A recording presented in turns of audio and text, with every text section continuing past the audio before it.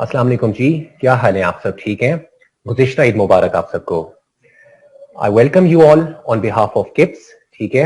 And आज के हमारे गेस्ट स्पीकर हैं मिस्टर रमजान इश्तियाक माशाल्लाह। He has secured 14th position all over Pakistan in the recently announced CSS 2020 result and he has been allocated to DMG group माशाल्लाह, जो Pakistan administrative services. So congratulations Ramzan and thank you so much for joining us. Thank you very much sir. कैसा लग रहा है इतना माशाल्लाह ये आपका जो जितनी भी स्ट्रगल है उसको इस मकाम पे आपको ये अचीव करके अपनी success, how are you feeling right now?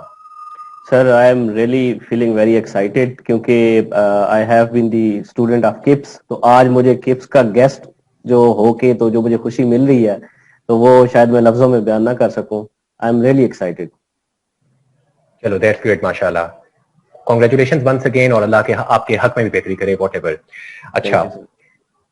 Ramzan, I just want to ask you, candidates must be knowing about the background of the incredibly talented person जो उनकी गाइडेंस के लिए यहाँ पे है। तो starting with your educational background और आपका जो पूरा CSS का जर्नी है, और खासतौर पे वो चीजें ब्रीफली हाईलाइट आपने करनी है कि आपको किन चीजों ने व्हाट वाज योर मोटिवेशन, क्योंकि ये बहुत जरूरी चीज है। उसकी रीजन है जब भी आप कोई बड़ा टारगेट अचीव करना चाहते हो और जिसके लिए खासतौर पे बीच में बहुत ही हर्डल्स आती हैं, बहुत ही स्टूडेंट एंजाइटी है इस सफर में जो कि बड़ा कॉमन है। तो उसके अलावा टाइम काफी ज्यादा लगता है बीच में, बहुत ही रुकावटें, मुश्किलात किस किस तरह की और डिस्करेजिंग फैक्टर्स आपकी सोसाइटी में बहुत सारे हैं। तो वो सारी चीजें I want you to highlight कि आपका कैसे जर्नी रहा और आपने जो आज सक्सेसफुल जो हुए, आप कैसे पहुंचे। Kindly briefly share your journey with us. Sir अगर बात करें मेरे बैकग्राउंड की तो जैसा कि CSS के बारे में एक बहुत बड़ी मिथ पाई जाती है कि जो रूरल बैकग्राउंड से लोग आते हैं या जिनकी उर्दू मीडियम से एजुकेशन होती है वो CSS नहीं कर सकते। लेकिन अगर मैं अपना बैकग्राउंड के बारे में बताऊं तो मेरी जो मैट्रिकुलेशन है वो मेरे गांव के हाई स्कूल से है, गवर्नमेंट हाई स्कूल से। और उसके बाद मैंने इंटरमीडिएट पंजाब कॉलेज से किया था, सरगोदा से। And then I move to Lahore और मैंने वहां से बैचलर्स इन ट्रांसपोर्टेशन इंजीनियरिंग की 2015 में। तो उसके बाद मैंने जैसे कि इंजीनियरिंग कंप्लीट हुई तो उसके बाद मैंने अपनी इंजीनियरिंग की जॉब शुरू कर ली थी। I was working with frontier work organisation और बड़ी अच्छी जॉब थी मेरी। लेकिन एक मोटिवेशन की जैसे आपने बात की कि क्या मोटिवेशनल आपके लिए फैक्टर था जिसकी वजह से आपने ये स्विच किया, तो वो ये था कि मैं, जैसा मैंने बताया कि मैं एक बड़े ही हम्बल बैकग्राउंड से हूँ। तो जहाँ वहां पे जब हम देखते हैं कि लोग बहुत ज्यादा मार्जिनलाइज्ड हैं तो वहां पे आप में एक फीलिंग आती है कि आप अपनी कम्युनिटी को, अपनी सोसाइटी को कैसे हेल्प आउट कर सकते हैं। तो वहां पे मैंने ऑब्जर्व करना शुरू किया कि क्या कौन से ऐसे जो प्लेटफॉर्म्स हैं जिन पे जाके मैं अगर वहां पे बैठूं तो मैं लोगों की हेल्प कर सकता हूँ। तो वहां पे जब हम डिस्ट्रिक्ट में देखते हैं तो वहां पे हम देखते हैं कि जो DPOs होते हैं या DCOs होते हैं, दे आर द वन जो कि अगर चाहें किसी की तो वो हेल्प कर सकते हैं, उनके पास रिसोर्सेज होते हैं, उनके पास अथॉरिटीज होती हैं। तो ये एक मोटिवेशनल फैक्टर था जिससे मैंने डिसाइड किया था कि गो के मैं अपने इलाके में तो सर्व नहीं कर सकूंगा लेकिन मैं जहां भी जाऊंगा वहां के लोगों की मैं हेल्प कर सकूंगा। तो ये एक फैक्टर था जिसकी वजह से मैंने स्विच किया और मैंने इंजीनियरिंग की जॉब को क्विट करके और मैंने CSS की जो है वो तैयारी शुरू की थी। ठीक है, दैट्स ग्रेट रमजान माशाल्लाह। क्योंकि जिस तरह आपने जिक्र किया कि आपने सोसाइटी में हालात देखे, यू वर इंजीनियर, आपने अपनी माशाल्लाह प्रोफेशनल जॉब के ऊपर थे, लेकिन उन सर्कमस्टांसेस जो आपने ऑन ग्राउंड देखे और आपको फील हुआ कि इस CSS के अंदर या आगे जाके what thing is awaiting for you, what change you can bring in the society, उस चीज से आप मोटिवेट होकर you chose to go for this profession. आपने ये चूज किया कि अब आप CSS करोगे और उसके बाद आपने अपनी प्रिपरेशन स्टार्ट की। तो दैट्स ग्रेट माशाल्लाह जिन चीजों ने। और एक बड़ी अहम बात आपने जो बताई है जो कि एक बड़ा मिथ है कि शायद किस बैकग्राउंड के लोग CSS करते हैं और शायद मे बी हम्बल बैकग्राउंड या जिनकी इंग्लिश वीक होती है मे बी उन लोगों को प्रॉब्लम हो। तो आपने अपनी बात से ये चीज क्लियर की कि you are also from a humble background, you also made it to this level माशाल्लाह। तो ये उन सब लोगों के लिए मोटिवेशन है जो इस चीज से घबराते हैं, क्योंकि ये डिस्करेजिंग फैक्टर जो हमारी सोसाइटी में, दैट्स ओनली अ मिथ, जो आपने मिथ का वर्ड इस्तेमाल किया है कि पता नहीं किस तरह की मखलूक होती है जो लोग CSS करते हैं। नो, हर कोई कर सकता है, ये आपने अपनी बात से भी प्रूव किया है। जी। अच्छा डियर ऑल, रमजान के साथ हम आज इस सेशन में अराउंड 40 to 45 मिनट्स में हम कुछ चीजें सीखेंगे जिसके अंदर ये अस्यूम करते हुए थे कि आप में से कोई एक भी है जो वेरी फर्स्ट टाइम इस तरह का वेबिनार अटेंड कर रहे हैं, उसको ये पता होना चाहिए what is this CSS all about. इसके what are the basics about, कितने सब्जेक्ट्स होते हैं, 600 मार्क्स की कंपल्सरीज होते हैं और 600 मार्क्स के एक ऑप्शनल्स का कॉम्बो आपने बनाना होता है। उसके अलावा ऑप्शंस की सिलेक्शन बहुत इंपॉर्टेंट है, बिकॉज कहते हैं कि अगर आपके ऑप्शंस ठीक हो गए so half of the CSS is done, ठीक है। तो we will be asking, Ramzan से हम लेंगे कि किस तरह आपको अपने ऑप्शंस चूज करने चाहिए और इनके अपने के ऑप्शन से, और मतलब क्या क्या क्राइटेरिया होते हैं। There will be a brief discussion, मतलब a general talk on this, लेकिन स्पेसिफिक गाइडेंस इसको चाहिए regarding his own background, his own interest और हिज ओन, ये सारी चीजें देखते हुए वो स्पेसिफिक बैकग्राउंड का आंसर मतलब बाद में दिया जाएगा आपको, ठीक है। You don't have to worry about anything. उसके अलावा most importantly the importance of government job. आपको अंदाजा हो गया होगा in the wake of this कोविड-19 pandemic with going on, unfortunately हम एक बड़े मुश्किल दौर से गुजर रहे हैं।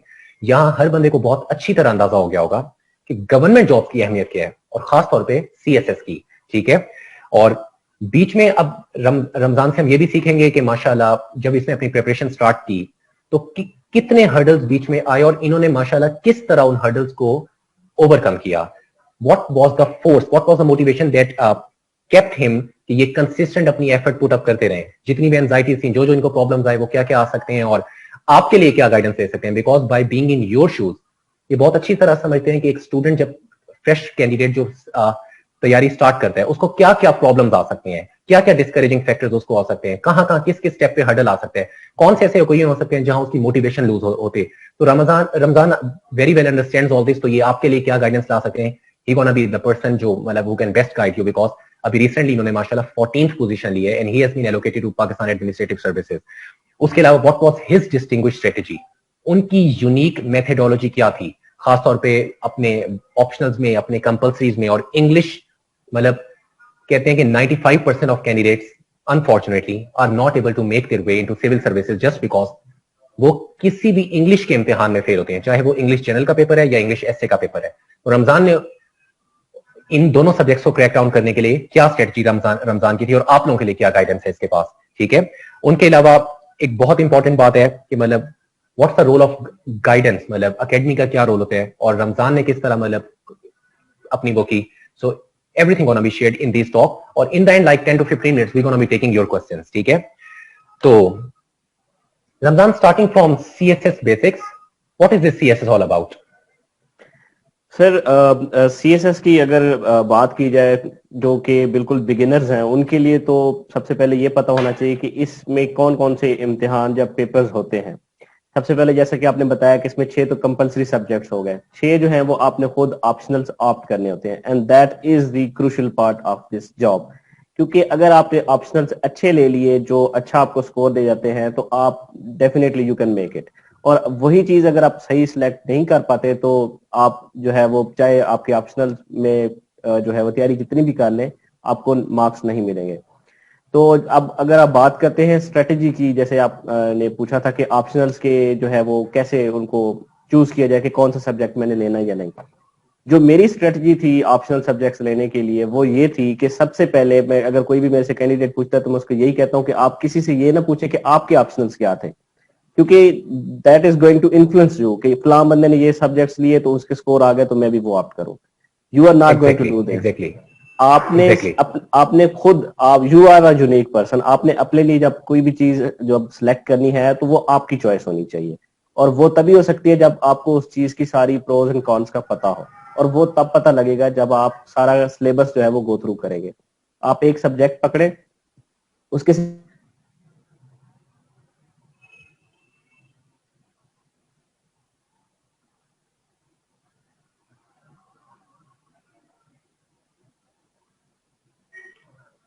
Ramzan, I can not hear you. KIPS admin kindly confirm करें, आवाज आ रही है आपको रमजान की?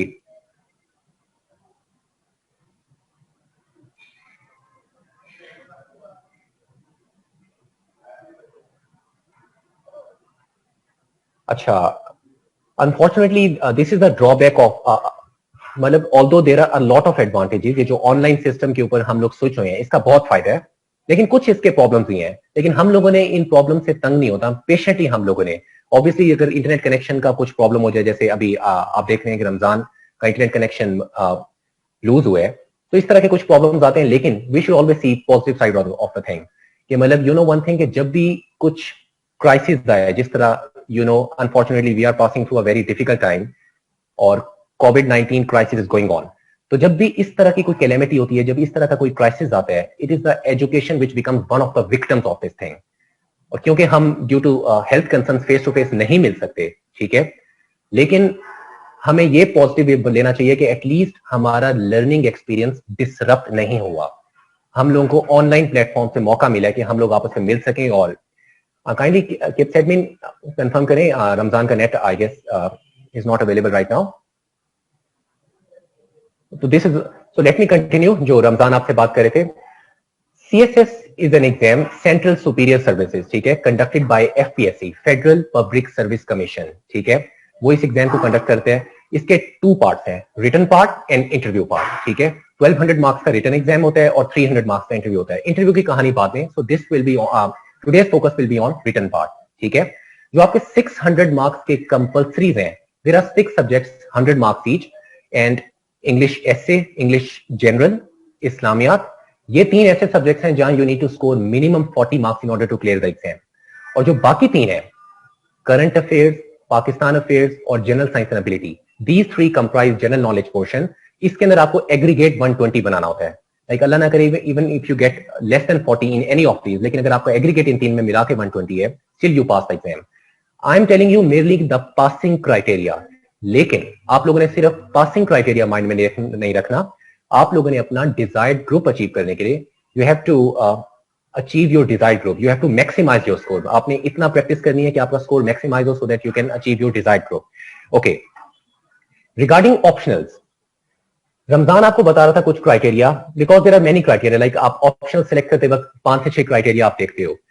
देयर आर 7 ग्रुप्स, मतलब ग्रुप 1 2 3 4 5 6 7, और हर ग्रुप में से मिनिमम, मतलब हर ग्रुप में सॉरी मैक्सिमम एक सब्जेक्ट आपने रखना होता है। पहले 2 ग्रुप्स में से मतलब 200 मार्क्स, काइंडली रमजान को कॉल करके जरा पता कीजिएगा व्हाट्स द प्रॉब्लम। 200 मार्क्स आपने पहले 2 ग्रुप्स में से आप रख सकते हो, 200 ईच, और बाकी जो ग्रुप्स हैं उनमें से 100 ईच करके 600 मार्क्स का आपने कॉम्बो बनाना होता है अपना, ठीक है। There are many criteria to select your optional. मैं एक जनरल टॉक आपको शेयर कर देता हूं कि विच सब्जेक्ट्स वी ऑफर, उन्हें क्यों ऑफर किया जाता है, उनकी इंपॉर्टेंस क्या है, उनको छोड़ने की सेवेरिटी क्या हो सकती है।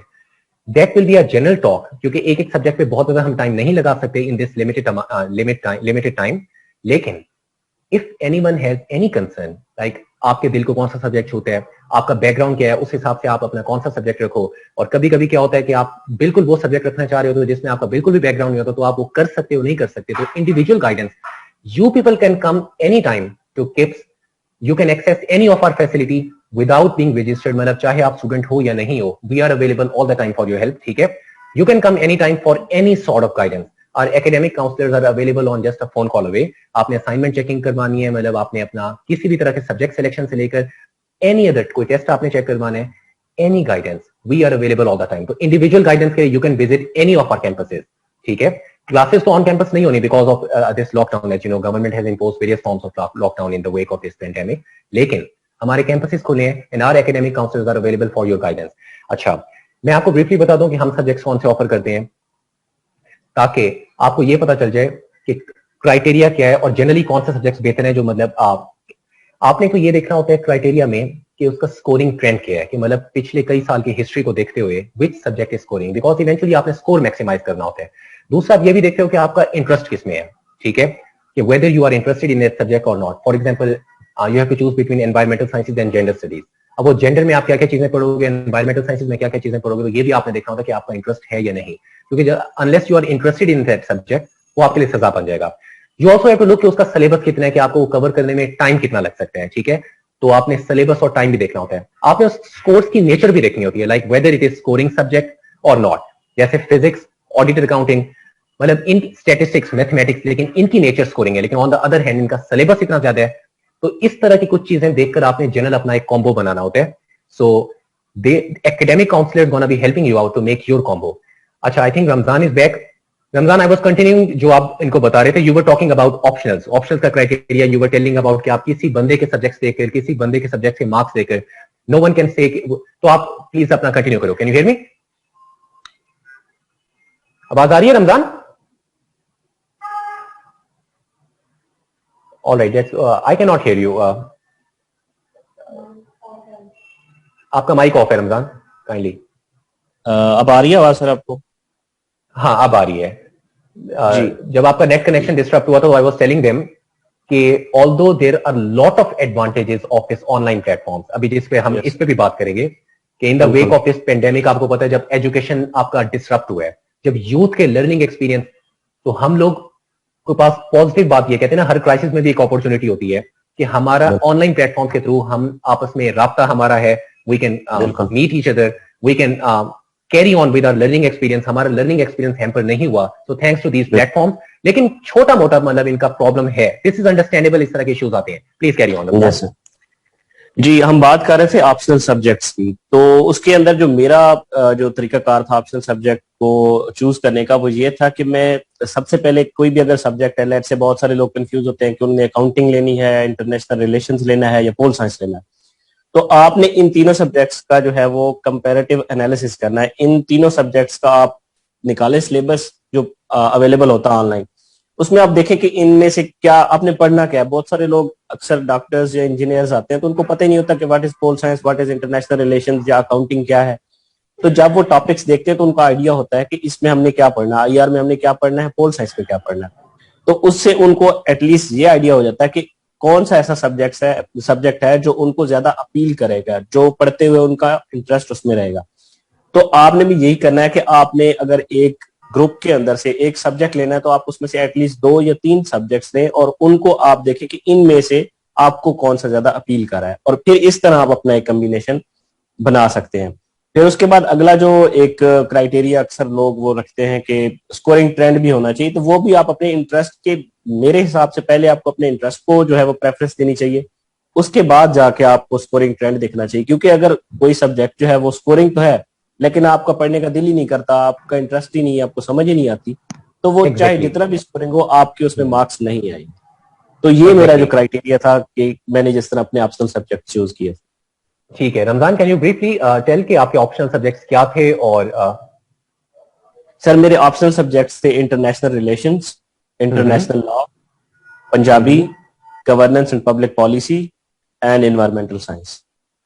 ठीक है, so your options were international relations, international law, Punjabi. So जब आपका नेट कनेक्शन डिसरप्ट हुआ था तो I was telling them the same criteria कि मतलब आपने अपना इंटरेस्ट भी देखना होता है, ठीक है। और वही बात है जैसे आपने एनवायरमेंटल साइंसेस रखा, अब कुछ लोग अगर एनवायरमेंट इसमें इंटरेस्टेड ही नहीं है, ऑन द अदर हैंड इसके अलावा दूसरा ऑप्शन है आपका जेंडर स्टडीज, ठीक है, तो you have to look for the interest as well. लेकिन दूसरा क्राइटेरिया ये होता है कि आपने जिस तरह बताया कि लेंथ भी आपने देखनी होती है, और उसके अलावा स्कोरिंग ट्रेंड भी टू सम एक्सटेंट मैटर करता है, लेकिन there are other factors as well. So इन सब फैक्टर्स को देखते हुए आप अपने ऑप्शन सेलेक्ट करते हैं। इसलिए सिर्फ टाइम लगा because one of the questions from the candidates was that we should be briefly guiding them about selecting their optionals, ठीक है। अब that was a brief talk on optionals. अगर आप में से किसी को मतलब इंडिविजुअल गाइडेंस चाहिए है, he can visit any of our campuses any time in all over Pakistan, ठीक है। कराची में भी कैंपसेस हैं हमारे, and you gonna be facilitated by every possible way, ठीक है, you don't have to worry about anything. अच्छा रमजान डियर, आपका सीएसएस का जर्नी रह गया है कि मतलब कहां से आपने स्टार्ट किया और मतलब फर्स्ट अटेम्प्ट में आपने कहां पहुंचा और उसके बाद आपने दोबारा अटेम्प्ट किया, काइंडली वो जर्नी अपना शेयर करो। जी, सीएसएस की जर्नी तो मेरी किप्स से ही शुरू हुई थी, और आई थिंक यही वजह है कि मेरी किप्स के साथ बहुत ज्यादा एसोसिएशन भी है।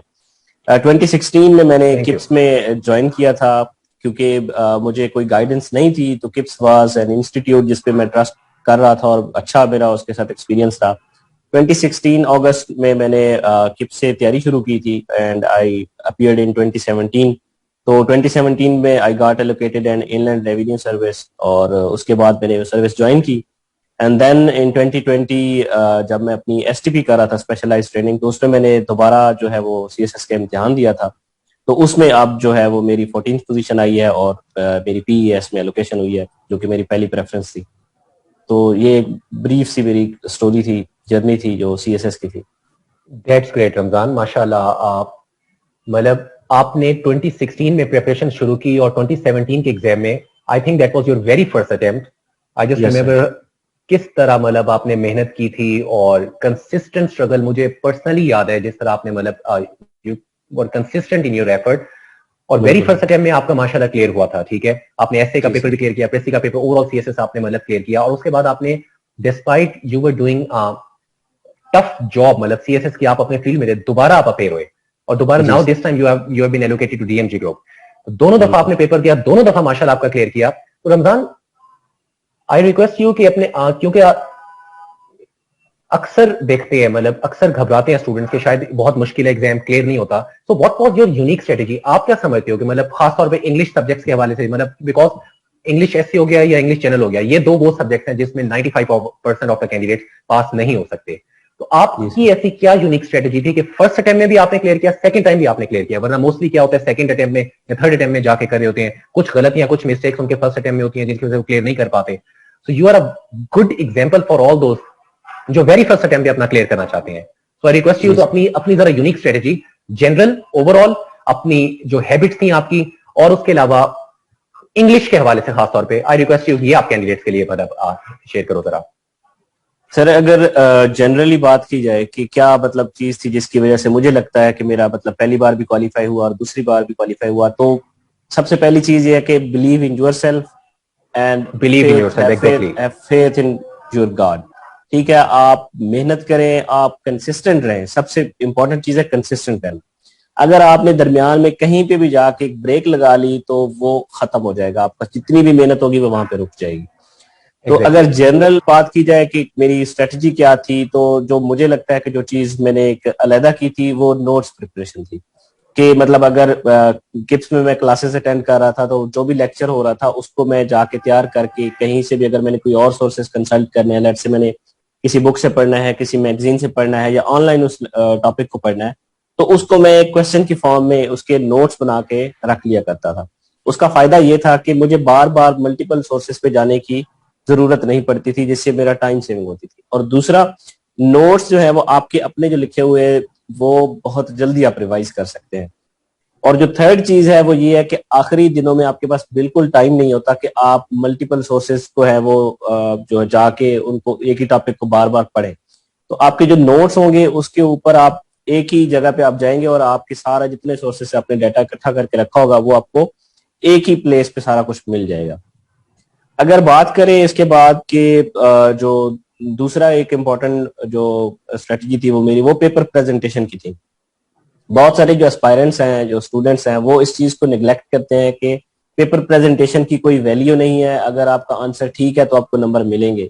लेकिन अनफॉर्चुनेटली और फॉर्चुनेटली कह लें ऐसा नहीं है। आपको एक नॉलेज का होना अलग चीज है और एक नॉलेज को प्रेजेंट करना एक अलग चीज है। अगर आप अच्छा पेपर को अटेम्प्ट करके आएंगे तो डेफिनेटली एग्जामिनर जो होगा वो आपको अच्छे मार्क्स देगा। लेकिन अगर आपके पास नॉलेज तो अच्छा है लेकिन आप उसको कन्वे नहीं कर पा रहे तो आपको मार्क्स नहीं मिलेंगे। अब आगे बढ़ते हैं और इंग्लिश की तरफ आते हैं। सर ने जैसे सवाल पूछा कि स्पेसिफिकली इंग्लिश के बारे में क्या था। जो इंग्लिश ऐसे है उसमें तो जैसा कि हम सब जानते हैं कि वो एक बड़ी ओपन फील्ड है, बड़ा वास्ट किस्म का वो सब्जेक्ट है। तो उसमें तो सबसे पहले आपने डिसाइड करना है कि what kind of essay you are going to attempt. आपने करंट अफेयर का टॉपिक लेना है, आपने लिटरेचर का टॉपिक लेना है, आपने हिस्ट्री से लेना है, आपने फिलोसफी से लेना है, आपने जेंडर स्टडी से कोई करना है। तो आप अपना एक एरिया आप डिफाइन कर ले कि मैंने इस एरिया के अंदर अगर कोई भी टॉपिक है तो I am going to attempt it. और फिर उसके ऊपर आपकी कमांड होनी चाहिए। मेरा जो आप कह रहे हैं कि जो एरिया ऑफ इंटरेस्ट था वो करंट अफेयर्स था, कि करंट अफेयर से रिलेटेड कोई भी टॉपिक हो तो उसको मेरी कोशिश होती थी कि उस पे कोई टॉपिक मेरा स्किप ना हो। क्योंकि जब वो तैयार होगा तो आपका करंट अफेयर में से आपका ऐसे के टॉपिक्स आते हैं और आपने वो अटेम्प्ट कर लेना है। उसके बाद जो दूसरी चीज थी इंग्लिश ऐसे के लिए, वो किप्स में ही हमने सीखी थी कि इंग्लिश ऐसे का जो स्ट्रक्चर है वो बहुत इंपॉर्टेंट है, आउटलाइन एंड स्ट्रक्चर। अगर आपने इंग्लिश ऐसे का स्ट्रक्चर समझ लिया कि आपने ओपनिंग सेंटेंस कैसे लिखना है, थीसिस स्टेटमेंट कैसे लिखनी है, आपने जो एक पैराग्राफ से दूसरे पैराग्राफ में लिंक कैसे देना है, अपने कंक्लूजन कैसे देना है, तो उसके बाद जो पीछे जो आपका जो वर्क रह जाता है वो सिर्फ यही है कि आपने टॉपिक को मोल्ड करके अपने इस स्ट्रक्चर के अंदर फिट इन कर। तो ये जॉब आपने करनी है। सबसे पहले आपको स्ट्रक्चर पे ग्रिप होनी चाहिए, उसके बाद आपको आपका एरिया ऑफ इंटरेस्ट डिफाइंड हो कि मैंने इस जो है वो एरिया के अंदर जितने भी टॉपिक्स हैं वो मेरे तैयार होने चाहिए। आपका स्ट्रक्चर तैयार है, आपने करंट अफेयर का लेट से टॉपिक करना, आपने करंट अफेयर के टॉपिक तैयार किया हुआ, उसने आपने सिर्फ उसके अंदर उसी स्ट्रक्चर के अंदर उसको मोल्ड कर दिया और आपका इंग्लिश ऐसे जो है वो तैयार हो गया। बाकी इंग्लिश ऐसे के अंदर इंग्लिश का अच्छा होना जरूरी है, बेहतर होना और ठीक होना जरूरी है। बहुत ज्यादा फ्लावरी और बहुत ज्यादा हैवी किस्म की वोकैब लगा के बहुत सारे जो है वो स्टूडेंट्स को खुद को फंसा लेते हैं, क्योंकि वो जो मेन मकसद है ऐसे का कि आपकी इंग्लिश ठीक हो और आपको टॉपिक की समझ हो, उसको वो भूल जाते हैं और वो वोकेबलरी और वो जो है वो अपना वो थोड़ा सा जो फ्लावरी इंग्लिश मारने में वो अपना सारा जो है वो ऐसे खराब कर लेते हैं। और अगर हम बात करें इंग्लिश जो कंप्रीहेंशन है, तो उसमें सबसे जो इम्पोर्टेंट, जी, उसमें सबसे इम्पोर्टेंट चीज तो है वो प्रेसी है। उसके लिए तो आपको प्रैक्टिस की जरूरत है, उसके लिए आपकी इंग्लिश का ठीक होना बहुत ही जरूरी है। यू हैव टू प्रैक्टिस कि आपने एक जो है वो पैराग्राफ को पढ़ना है, उसका समझना है, और उसका क्रक्स आपने 1/3 में आपने उनको वापस लिख के देना है। तो दैट इज एन आर्ट, वो आपने प्रैक्टिस के थ्रू अचीव करना है।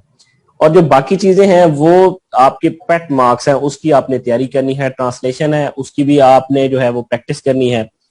सिनोनिम्स जो है, एंटोनिम्स जो है वो आपने तैयार करने हैं। इडियम्स, पेयर ऑफ वर्ड्स वगैरह जो है वो आपको याद करने पड़ने हैं। कुछ रिपीट भी हो जाते हैं, लेकिन मोस्ट ऑफ द केसेस जो है वो उसमें रिपीट नहीं होते। तो इंग्लिश कंप्रीहेंशन में आपको कहीं ना कहीं से नंबर मिल जाते हैं, लेकिन जो इंग्लिश ऐसे है वो डू और डाई है, या तो आप पास होंगे या आप फेल होंगे, इन बिटवीन वाला कोई चांस नहीं होता। तो इसकी तैयारी के लिए आपकी सबसे पहले इंग्लिश का ठीक होना जरूरी है, और उसके बाद जो है आप उसको फिर कन्वे कैसे कर रहे हैं, इस चीज के ऊपर आपका ज्यादा फोकस होना चाहिए। Thank you so much Ramzan, इतने जबरदस्त चीजें शेयर करने के लिए। Thank you so much for such an incredible answer. और आपकी बात की अहमियत बहुत ज्यादा है, क्योंकि माशाल्लाह मैं सबको रिमाइंड करवाता चलूं, हुएवर आर वॉचिंग या बाद में जो इस सेमिनार को देखेंगे, कि thousands of aspirants appear in CSS exam, मतलब thousands of people aspire और thousands appear, लेकिन few hundred like 300 something they clear the written exam, और उनमें से भी 200 कुछ की एलोकेशन होती है जिनको सीट्स अपनी मिलती हैं। तो रमजान वॉज अ पर्सन, मैं आप सबको दोबारा रिमाइंड करवाता चलूं कि अपने वेरी फर्स्ट अटेम्प्ट में भी रमजान ने CSS का पेपर क्लियर किया था, but he was allocated to at that time Inland Revenue Service, और उसके बाद 1-2 साल बाद दोबारा CSS 2020 का इसने पेपर दिया, और उसके बाद फिर again he this time he is allocated to DMG group, जो मतलब DMG group Pakistan administrative Services जिसका नाम है, ठीक है। And this time he secured 14th position all over Pakistan. तो जो भी रमजान आपने गाइडेंस दी है, एक तो बहुत अच्छी बात आपने कही है, first of all everyone should first of all believe, कि मतलब बिलीव इन योरसेल्फ। ये कुछ जो डिस्करेजिंग फैक्टर्स हैं सोसाइटी के अंदर, the foremost thing which I as an academic counsellor personally believe, कि आपको पहले अपने आप पे बिलीव, मतलब अपने आप पे आपको यकीन होना चाहिए। अभी भी किसको बैठ के लग रहा है कि despite all the challenges that you are facing right now, despite all the problems, despite all the difficulties, अगर आप फर्स्ट ऑफ ऑल ये यकीन रखते हो कि you deserve it, first of all number 2 you are capable enough, you can do, आप कर सकते हैं, and number 3 you are willing to put up that much effort, and number 4 you do put up that much effort. बीच में जितने भी discouraging factors हों, जितने भी हर्डल्स हों, जितनी भी एंजाइटी हो, जिस तरह रमजान ने कुछ थोड़ी देर पहले कहा कि अगर बीच में ब्रेक लग गई, कंसिस्टेंट एफर्ट, बार बार एक वर्ड इस्तेमाल किया इसने, कंसिस्टेंट एफर्ट, परसिस्टेंट एफर्ट, मतलब आपने किया कि आप किसी भी हर्डल से, बीच में ऐसे ओकेजन आते हैं जब लग रहा था कि यार अब तो कुछ नहीं हो सकता, शायद हमारी तैयारी नहीं है, लेकिन उसके बावजूद आप घबराते नहीं हो, यू कीप ऑन गोइंग, ठीक है। उसके बाद हैव फेथ इन अल्लाह, क्योंकि आपने मतलब एक अपना करना है जितना आप कर सकते हो, उसके बाद यू हैव टू, अच्छा उसके बाद देन ही केम टुवर्ड्स कि व्हाट वाज हिज स्ट्रेटजी। और रमजान ने, जिसने, जैसे मैंने आपको ऑलरेडी रिमाइंड करवाया कि ही इज द पर्सन जिसने वेरी फर्स्ट अटेम्प्ट में भी क्लियर किया था, दोबारा इसने क्लियर करके 14 पोजीशन हासिल की है। He shared some of the things जो मतलब ये समझते हैं कि जिन चीजों की वजह से he stood out among all others, कि आज ये क्यों 14th पोजीशन में और बाकी थाउजेंड बेस्ट एस्पायरेंट्स बाकी क्यों नहीं है, लाइक ही आप देख सकते हैं after this seminar is over, online ये रहेगा, तो उन्होंने नोट्स प्रिपरेशन पे बहुत ज्यादा फोकस किया है। द मोस्ट इंपॉर्टेंट थिंग आपका जो लाइफ में होता है, किसी भी चीज में होता है, CSS प्रिपरेशन में होता है, दैट इज टाइम। तो टाइम सेविंग टेक्निक भी उन्होंने आपको बताई कि लास्ट स्टेज में किस तरह इनकी स्ट्रेटेजी आपको हेल्प कर सकती है। उसके अलावा मतलब he highlighted another important thing, the importance of presentation के पेपर प्रेजेंटिंग टेक्निक। मतलब कुछ ओ लेवल, ए लेवल्स के स्टूडेंट्स होते हैं, मतलब दे थिंक कि शायद अगर आपने आंसर ठीक लिख दिया everything, but that's something unfortunate, कि पेपर प्रेजेंटेशन मैटर करती है। नॉलेज डज मैटर, ठीक है, but how you present your paper for all, मतलब हर पेपर की अपनी डिमांड है, चाहे एसए है, दिस है, साइंटिफिक सब्जेक्ट है, या और जितने भी सब्जेक्ट हैं, जिस चीज को हम कहते हैं ना जार्गन, कि वो जार्गन भी कहते हैं कि सब्जेक्ट की अपनी जबान और उसको प्रेजेंट करने का तरीका, ठीक है। सो दिस डज मैटर, ठीक है। उसके अलावा रिगार्डिंग इंग्लिश, बिकॉज इंग्लिश की इंपॉर्टेंस क्यों है, चाहे इंग्लिश एसए है या इंग्लिश जनरल है, there is a common perception, या मतलब एग्जैक्ट स्टैट्स तो नहीं है, लेकिन एज एस्टिमेटेड स्टैट्स के मोर देन 95% ऑफ कैंडिडेट्स किसी एक इंग्लिश के एग्जाम में फेल होने की वजह से CSS क्वालिफाई नहीं करते। तो उन्होंने अपनी कुछ इंग्लिश की स्ट्रेटेजी भी बताई है, ठीक है। और जो उन्होंने टिप्स में, उनमें एक चीज उन्होंने हाईलाइट की है कि मतलब स्ट्रक्चर को आपने इंप्रूव करना बहुत जरूरी है। Opening sentence for example, thesis statement, conclusion, paragraph, link कैसे देने हैं आपने, एंड सो ऑन, इस तरह। तो साथ में आपको ये बताता चलूं डियर ऑल, ये चीज कैसे इंप्रूव हो सकती है। This can only be done कि आप पहले लेक्चर्स लेते हो, आप सीखते हो, उसके बाद आप घर जाते हो, आप मतलब अपना असाइनमेंट करते हो, you take a topic from past papers, आप उसकी आउटलाइन बनाते हो या आप इंट्रोडक्शन उसका लिखते हो, जैसा भी समझ आता है, you just put it on a piece of paper, और फिर आप यहां पर आकर English help desk incharge, the service provided you in KIPS, general help desk भी है और इंग्लिश हेल्प डेस्क भी है। द ओनली थिंग, क्योंकि एग्जामिनर के पास आपका एक्सपर्टीज, आपकी इंग्लिश, आपका माइंड नहीं जा रहा, एग्जामिनर के पास आपकी राइटिंग जा रही है, and writing and structure, the technical thing that can only be improved only there जब आप लिखते हो और चेक करवाते हो, जब कोई आपको इवेल्युएट करवा कर आपका आपके रिटन अटेम्प्ट को कोई इवेल्युएट करता है। इट्स नॉट कि आप किसी और का अटेम्प्ट पढ़ लो और आप समझते हो कि चाहे प्रेसी है, कॉम्प्रिहेंशन है, ट्रांसलेशन है, आपका उसका एक्सप्रेशन आइडियल है, आप उसका पढ़ के आपका इंप्रूव हो जाएगा। No, this is not the case. ठीक है, या कोई लिखा हुआ ऐसे, आपको जो अपना लिखा हुआ है, अपने रिटन अटेम्प्ट की इवेल्युएशन करवानी होती है। That's the facility which can be provided to you through this platform. ठीक है। यू हैव रेगुलर क्लासेस, ठीक है, अगर ऑन कैंपस क्लासेस नहीं है, no issue at all, online classes है। ठीक है, एलएमएस फीचर है, आप थोड़ा सा नीचे स्क्रॉल डाउन करो, आपको पता लग जाएगा कि ऑनलाइन क्लासेस कैसे हैं या एलएमएस फीचर हमारा कैसे काम करते हैं। एक और अनाउंसमेंट है, कल से हमारा ऑनलाइन बैच शुरू है, you people can take free of cost trial classes as well before you decide to join. तो जब आपको क्लासेस मिलती हैं, उसके बाद आप घर जाते हो, आप असाइनमेंट्स अपना करते हो, और उसके बाद असाइनमेंट्स आप चेक करवाते हो। You are provided with all the facility, आपको मटेरियल भी मिला हुआ है, आपको वीडियो लेक्चर्स भी दिए हुए हैं, आपको यूट्यूब के ऊपर वीलॉग्स भी मतलब आपको प्रोवाइडेड है, आपको बेस्ट पॉसिबल रिटन अटेम्प्ट्स भी प्रोवाइडेड है। एंड जब वो सारी चीजें पढ़ के आप अटेम्प्ट करते हो अपना question, then academic counsellors are sitting, the expert faculty ranging from subject specialist to young qualified, fresh qualifiers, to मतलब यंगस्टर्स लाइक जिनके जो आपके लेवल पे आके आपसे बात कर सकें, all sort of people are available, a blend of faculty is available. तो आप आते हो, चेक करवाते हो, वो आपका अटेम्प्ट क्वालिफाई करते हैं, दे गिव यू फीडबैक, आप उस फीडबैक पे काम करते हो, आप घर जाते हो, री अटेम्प्ट करते हो, और इवेंचुअली आपका इंप्रूव होता जाता है, जो स्ट्रक्चर की बात की है। So this is how it is. ठीक है Ramzan, will you elaborate something कि जब इवेल्युएशन करवाना कितना जरूरी है और आपने कितना अपना काम करके चेक करवाया। I want you to highlight this thing to candidates कि अपने रिटन अटेम्प्ट को, चाहे सिर्फ इंग्लिश नहीं है, जितने भी सब्जेक्ट्स हैं, रिटन अटेम्प्ट को चेक करवाना टू एकेडमिक काउंसलर्स और फीडबैक लेना, उसके ऊपर दोबारा काम करना। आपने जो टिप्स में किया था, आई जस्ट रिमेंबर, काइंडली उसके ऊपर प्लीज कमेंट ऑन। जी सर, जो एवेल्युएशन है वो एक तैयारी का बहुत ही इम्पोर्टेंट जो है वो पार्ट है। मैं अपना ही वो रिकॉल कर रहा हूँ, वो टाइम जब हम जाते थे अपने टीचर्स के पास, किट्स में ही हम एवेल्युएशन करवाते थे, इस्लामियात, करंट अफेयर, पाक अफेयर, इंग्लिश के। तो इसमें होता ये है कि आप ग्रेजुअली अपनी चीजों में वैल्यू एडिशन करते हैं। आपने अगर आज एक मिस्टेक अगर आपके किसी टीचर ने निकाली है तो आपको वो याद रहेगी और आप वो मिस्टेक बाद में नहीं करेंगे। आई कैन रिकॉल कि इस्लामियात की एक मैंने क्वेश्चन चेक करवाया था सर को वहां पे किप्स में, तो उन्होंने मुझे वहां पे लिख दिया था कि फला जो है वो आयत जो आप इसमें कोट करें। एंड आई कैन रिकॉल कि जब मैं इस्लामियात का पेपर दे रहा था जो CSS 2017 था, तो उसी आयत का ही रेफरेंस मांगा हुआ था।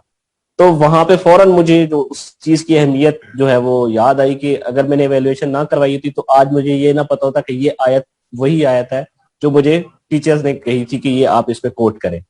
तो एवेल्युएशन का मकसद यही होता है कि आप एक्सपर्ट ओपिनियन ले रहे हैं कि जो मैं लिख रहा हूं, जो मैं इस टॉपिक को समझ रहा हूं, क्या वो सही है या इसमें कुछ इंप्रूवमेंट करने की जरूरत है। आपको बहुत सारे टीचर्स ऐसे मिलेंगे किप्स में, इंग्लिश के भी टीचर्स हैं, इस्लामियात के भी हैं, करंट अफेयर, पाक अफेयर के भी, जो आपको एवेल्युएशन करके देंगे। इंग्लिश के लिए तो खास तौर पे एवेल्युएशन की बहुत ज्यादा जरूरत है, क्योंकि इसमें सबसे ज्यादा मसला, जैसे सर ने बार बार ये कहा है कि 90 to 95% जो फेलियर्स हैं वो इंग्लिश में ही होते हैं। तो आप जब तक इंग्लिश को अपनी वो किसी को चेक नहीं कराएंगे तो आपको कोई पता नहीं है कि आप जो इंग्लिश लिख रहे हैं वो ठीक है या वो नहीं है। और इंग्लिश जो है वो ठीक होने से मुराद सिर्फ ग्रामेटिकली ठीक होना नहीं है, उससे मुराद ये है कि जो टॉपिक है आपने उससे रेलेवेंस भी सही बनाई है या नहीं बनाई, आपने उसका कंक्लूजन सही ड्रा किया या नहीं किया, आपको ओपिनियन उस टॉपिक के ऊपर सही है या नहीं। ये चीजें आपको एक एक्सपर्ट जो है वो इंग्लिश के वही बता सकते हैं कि इस टॉपिक को आपने जो लिखा है, इंग्लिश भी इसकी आपने ठीक लिखी है या नहीं, और इसके ऊपर जो आपका ओपिनियन है, जो आपका आंसर है वो ठीक है या नहीं। तो ये एवेल्युएशन बहुत जरूरी है। और जैसे मैंने नोट्स की बात की, तो मेरी ये रूटीन थी कि मैं अपने नोट्स भी सर से टॉपिक वाइज चेक करवाता था कि इन नोट्स में कुछ एडिशन की जरूरत है या नहीं है। Exactly. तो वो भी एक एवेल्युएशन का तरीका है कि आप अपने नोट्स को भी इम्प्रूव करते जाते हैं कि ये अगर इसके ऊपर मेरा ये आंसर मैंने लिखना हो तो मैंने ये चीजें इसमें ऐड करनी है। तो ये एवेल्युएशन की जो है वो बहुत बहुत बहुत ज्यादा जरूरी है अगर आप चाहते हैं कि आपकी जो है वो किसी भी एकेडमी से पढ़ने के थ्रू आपकी वैल्यू एडिशन हो। Thank you so much Ramzan ये बताने के लिए। मैं आपको बताता चलूं, राइट नाउ माशाल्लाह almost in every campus of KIPS all over Pakistan, चाहे वो पिंडी कैंपस है, इस्लामाबाद कैंपस है, फैसलाबाद कैंपस है, मुल्तान कैंपस है, कराची कैंपस है, एंड स्पेशली इन लाहौर में जहां पे हमारे 2 कैंपसेस हैं, ऑलमोस्ट इवेल्युएशन के लिए English help desk facility all the time आपके पास अवेलेबल है हर कैंडिडेट को। और I can announce in open platform कि मतलब चाहे आप हमारे स्टूडेंट हैं या नहीं है, इन दिस डिफिकल्ट टाइम्स हम लोग as an institution, as a KIPS, as a prestigious institution, हम लोगों ने फ्री ई लर्निंग बैचेस भी स्टार्ट किए हैं जहां पर whether the students are enrolled और नॉट, उनकी free online assignment checking facility उनको दी हुई है। जिस तरह आपने कहा कि most important thing is that कि आपने अपना जो रिटन अटेम्प्ट होता है जिस मर्जी सब्जेक्ट का, चाहे इस्लामियात है, करंट अफेयर्स है, पाकिस्तान अफेयर्स है, एसए है, इंग्लिश प्रेसी है, international relations, there are options, all optional. You can write it down, you can get it checked from you can get it evaluated, और आप उसमें वैल्यूएशन करते हो और स्लोली आपका ग्रेजुअली, लाइक अगर आपका वेरी फर्स्ट अटेम्प्ट में अराउंड 10% 15% मार्क्स आ रहे हैं तो ग्रेजुअली आपका इंप्रूव होता है और eventually you reach towards 70-80% marks. ठीक है, तो there is a general help desk facility as well, जो मतलब करंट अफेयर्स और बाकी सब्जेक्ट को काउंसिल करते हैं। There is a specific help desk for English, जिसके अंदर बेसिक ग्रामेटिकल मिस्टेक से लेकर the most difficult technical treatment of the essay तक आप अपना इंप्रूव करवा सकते हो। ठीक है, in short whatever is required to qualify the exam, आप अपना you can get yourself evaluated. अच्छा, दूसरा रमजान आपने एक और बात भी आपने की थी कि इंग्लिश के हवाले से स्टूडेंट्स बहुत घबराते हैं। There is some myth about English, that myth which discourages them from coming to CSS in the first place, या एक दफा जब वो सीएसएस में आ जाते हैं तो वो डिस्करेज होते हैं और अपना कंटिन्यू नहीं कर पा रहे होते, क्योंकि उनके माइंड में ये बात बैठी होती है कि शायद बहुत ही मुश्किल किस्म की इंग्लिश लिखनी है। जैसे आपने जिक्र किया फ्लॉबरी लैंग्वेज, इडियोमेटिक लैंग्वेज को कितनी मुश्किल किस्म की वोकेबलरी की भरमार करनी है, और ये करते करते जो मेन रिक्वायरमेंट है उससे वो स्किप कर देते हैं। तो ये चीज आपने हाईलाइट अभी की, काइंडली इसमें थोड़ा सा और वोकेबलरेट कर दो कि एवरीवन कैन डू सीएसएस, कोई इतनी बड़ी चीज नहीं है या इतनी कोई तोप किस्म की लैंग्वेज आपने नहीं लिखनी, इतनी फ्लॉबी लैंग्वेज आपने नहीं लिखनी। You just have to make sure कि आपने वो टेक्निकल ट्रीटमेंट फॉलो किया हो, आपने बेसिक ग्रामेटिकल एरर्स आपके अंदर ना हो।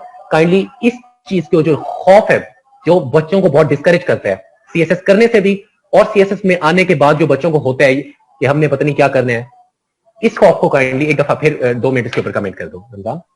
जी बिल्कुल, I can recall my times कि जब हम भी सीएसएस की तैयारी शुरू करने लगे थे तो एक प्रेशर सा होता आपके ऊपर कि मुझे बहुत ही हाई फाई और बहुत जो है वो फ्लॉवरी किस्म की वोकैब चाहिए होगी और बड़े मुझे मुश्किल किस्म के सेंटेंसेस बनाने पड़ेंगे।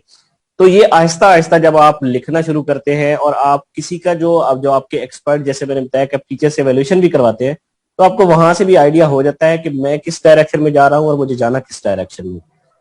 जो लोग ज्यादा वोकेबलरी, कुछ लोग मैंने ये ऐसे भी देखे हैं जो कि जीआरई की 3500 4000 जो है वो वर्ड्स की लिस्ट तैयार कर रहे होते हैं, और उनका सिर्फ फायदा इतना होता है कि आपके एमसीक्यूज जो होते हैं, जो सिनोनिम्स सिंटोनिम्स होते हैं, उसमें से आपके 4-5 वो उसमें से वो आपको आते होते हैं।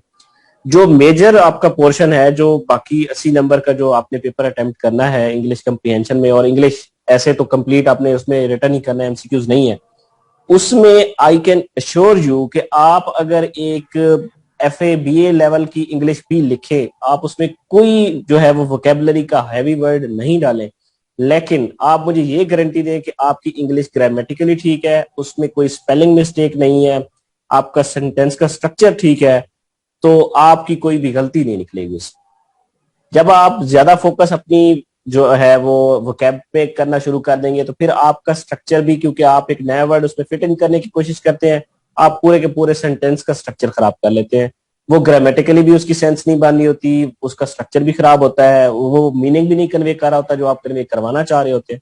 तो वहां पे फिर आपकी जाके गलतियां निकलती है, और फिर लोगों का ये जो है वो एक होता है कि मैंने तो बड़ी अच्छी वोकेबलरी तैयार की थी, मैंने बड़ी अच्छी वोकेबलरी यूज भी की थी, उसके बाद मेरा जो है वो इंग्लिश ऐसे पास नहीं हुआ। तो उसकी वजह यही है कि आपका बेसिक जो मकसद है वो ये है कि आपकी इंग्लिश ठीक हो, क्योंकि आप वोकेबलरी डालते जाए तो देयर इज नो लिमिट कि आप कहाँ तक जाके उसमें वोकेबलरी को एंड करेंगे। आपकी इंग्लिश ठीक हो और आपकी इंग्लिश जो आपका जो टॉपिक है उससे रिलेटेड हो, जो उसका जो वो उसकी डिमांड है उसके क्वेश्चन की या उसके टॉपिक की, उसके ऊपर जो आप ओपिनियन दे रहे हैं वो आपको ओपिनियन ठीक हो। आप बेशक वोकैब उसमें बहुत हैवी ना यूज करें, आप एक आधा वर्ड यूज कर लें, उसमें कोई इशू नहीं, लेकिन आपने भरमार नहीं करनी जो है वो वोकेबलरी की। अगर आप ज्यादा वर्बोसिटी नहीं करनी वोकेबलरी इन यूज शॉर्ट। हाँ, हाँ बिल्कुल, आप ज्यादा यूज करेंगे तो आप खुद को अपने जो है वो अपने खुद के लिए ट्रबल क्रिएट कर दें। तो आपने इंग्लिश ठीक होने पे फोकस करना है, इंग्लिश ज्यादा हैवी और ज्यादा वोकैब वाली पे फोकस नहीं करना। And just comment on 1 minute के लिए कि आपको इंग्लिश हेल्प डेस्क इंचार्ज, जैसे आपको पता है there is always help desk incharge in KIPS, आपको कितना हेल्प किया किप्स के हेल्प डेस्क इंचार्ज ने इन इंप्रूविंग योर इंग्लिश? जी मुझे याद है कि हम जी प्लीज। शुरू में तो हम क्योंकि किप्स में जो मेरा एक्सपीरियंस रहा है वो यही था कि आपको बड़े बेबी स्टेप्स से स्टार्ट करवाया जाता है, कि आपको पहले कहा जाता है कि पैराग्राफ लिखना शुरू करें, उसके बाद आप एक पेज वन पेजर पे आते हैं, फिर उसके बाद आप जो है वो ऐसे की तरफ जाते हैं। तो आई कैन रिकॉल कि हम जो है वो मैडम थी उनके पास जाया करते थे, तो पहले वो आपको पैराग्राफ के अंदर आपकी मिस्टेक्स निकाल के बताती थी कि आपकी यहाँ पे स्पेलिंग की मिस्टेक है, यहाँ पे आपकी स्ट्रक्चर नहीं ठीक, यहाँ पे आपका सेंटेंस का जो है वो सेंस नहीं समझ आ रही। तो आप वहां से शुरू करते हैं, उसके बाद फिर आप आ जाते हैं पैराग्राफ से आप एक पेज पे आ जाते हैं। तो आपकी थोड़ी सी जो है ना वो कैपेबिलिटी बढ़ जाती है कि आपको लगता है कि मैं थोड़ा सा जो है वो मेरे में कुछ वैल्यू एडिशन हुआ है। जब आप ऐसे पे जाते हैं कंप्लीट, तो डेफिनेटली उसमें फिर आपका ओपिनियन भी चेक करना शुरू कर देते हैं, जो एवेल्युएशन के लिए बैठे होते हैं ओपिनियन आपका देखते हैं, फिर आपकी लिंकिंग मतलब कंप्लीट ऐसे आपका जाके वहां पे चेक होता है। फिर उसके बाद जो मॉक एक्सरसाइजेस थी किप्स की एंड पे, वो काफी हेल्पफुल थी, क्योंकि वो कुछ ही दिन पहले लिया गया था जो फाइनल पेपर था। तो उसके थ्रू हमें आइडिया हो गया था कि टॉपिक जो अभी आजकल चल रहे हैं ट्रेंडिंग वो कौन से हैं और किन टॉपिक के चांसेस हैं कि वो जो सीएसएस का एग्जाम है उसमें भी रिपीट हो जाए। फिर उसके ऊपर हमें काफी जो है वो मैडम ने उसके बाद चेक करके बताया था कि आपके अगर मार्क्स कटे हैं तो क्यों कटे हैं, और अगर इसको आपने ठीक करना है तो यहाँ पे क्या चीज आपने करनी थी और क्या चीज आपने की। तो वो एक जैसे कहते हैं ना कि एक बच्चे की उंगली पकड़ के चलाने वाली बात है, तो वो उस तरह की एक एक्सरसाइज थी और वो डेफिनेटली वो हमारे लिए बहुत ज्यादा हेल्पफुल थी। Thank you so much Ramzan share करने के लिए अपना कि आपने अपनी स्ट्रेट इंग्लिश किस तरह इंप्रूव की और how did KIPS help you improve your English. सीधी सी बात है। अच्छा रमजान, एज यू नो कि in the wake of this covid crisis, जब गवर्नमेंट लॉकडाउन इम्पोज किया हुआ है, तो face to face interaction students मतलब लोगों की कम हुई है और ऑन कैंपस क्लासेस नहीं हो रही। बट दैट इज ट्रू कि हम लोगों ने ऑनलाइन प्लेटफॉर्म के थ्रू लर्निंग को अपना कंटिन्यू किया, ताकि यूथ के जो प्रेशियस ईयर्स होते हैं, the most important thing in life is time, as you know कि हर चीज रिकवर हो सकती है, हर चीज रिट्रीव हो सकती है, लेकिन जो आपका वक्त जाया होता है वो आप वापस नहीं आता। So living up to our promise of providing them the best possible services, हमने ये काम किया कि हमने ऑनलाइन प्लेटफॉर्म मतलब लॉन्च किए, जिसकी वजह से हम उनको एक लाइव ऑनलाइन क्लासेस भी हो रही है, लाइक गूगल मीट और जूम, इन दो एप्स के थ्रू मतलब हम लोग अपने लाइव क्लासेस भी करवा रहे हैं। और हम एक LMS लर्निंग मैनेजमेंट सिस्टम, एक और फीचर है हमारा, अगर ये फेसबुक पे थोड़ा सा स्क्रॉल डाउन नीचे करें, they gonna be getting all the details about what LMS is all about. ठीक है, तो काइंडली इस पे थोड़ा सा कमेंट कर दो कि in this crisis time what's the importance of online education, क्योंकि कल से जो बैच शुरू हो रहा है that is also live online batch to be conduct, जिसके ऊपर गूगल मीट या जूम के ऊपर क्लासेस कंडक्ट होंगी। तो kindly importance of online platform कि व्हाई दे शुड कंसीडर, मतलब क्या क्या फायदे हैं। फॉर एग्जाम्पल आपका ट्रेवलिंग एक्सपेंस बचता है, आपका हेल्थ इश्यूज ऑब्वियसली, या कुछ लोग डिस्टेंट एरियाज में होते हैं, वो मतलब लाइक लाहौर कैंपस लाहौर में है, लेकिन they belong to far front areas और वो यहाँ पे हॉस्टल और लॉजिस्टिक स्टफ नहीं कर पाते।